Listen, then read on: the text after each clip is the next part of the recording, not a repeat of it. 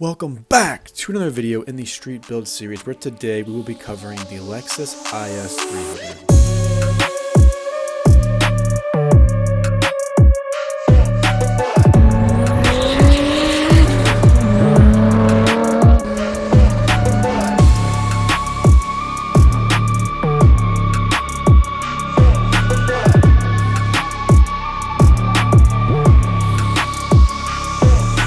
So first, we gotta go over the Lexus IS300. The IS300 from the years of 1998 to 2003, which we'll be focusing on for this video, came with the legendary 2JZ engine mated to a 5-speed manual or E-shift automatic. It came from the factory with 215 horsepower and 218 foot-pounds of torque with a rear-wheel drive drivetrain, and it had an average of 18 miles per gallon, surprisingly I feel, with having a 3-liter inline-6. Now, onto mods. Of course, we first gotta start with the wheels, tires, and suspension. The wheels that we're gonna be choosing for this build are the Vorse TR4 18 by 8.5 plus 35mm offset, which you've seen me choose in a couple of videos if you're following along with the series, but this time in white. Then these are going to get wrapped into the Nitto NT 555 G2 in a 245 by 40Z R18 because we may need a little bit thicker of a tire to be able to hold down the horsepower that we're going to be adding. Finally, for suspension, to lower this thing, which I feel like looks amazing on these cars, is to add the BC Racing BR Series coilovers. Now it is time for the ultimate upgrade that will skyrocket our horsepower of the IS300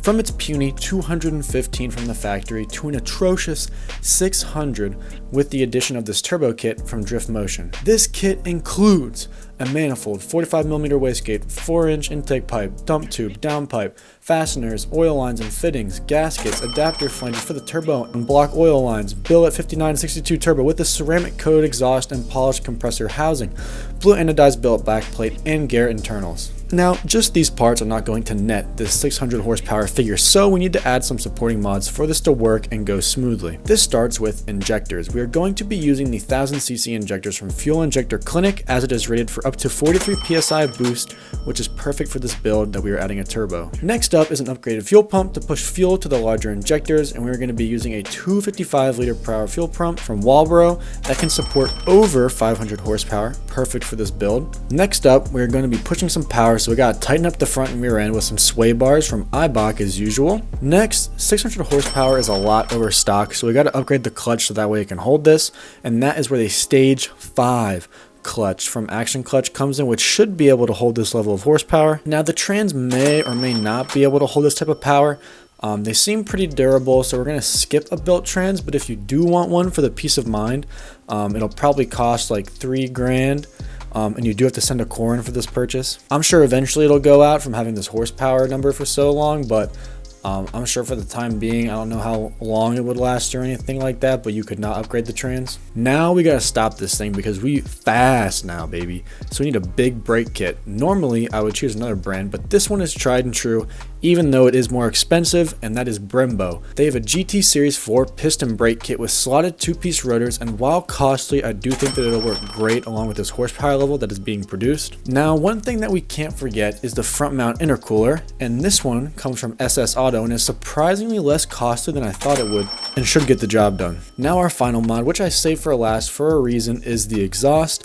Your car can make 1,000 horsepower, but if it sounds like crap, then you know that makes it feel less than it is, and hopefully you guys agree with me that this exhaust sounds pretty sweet.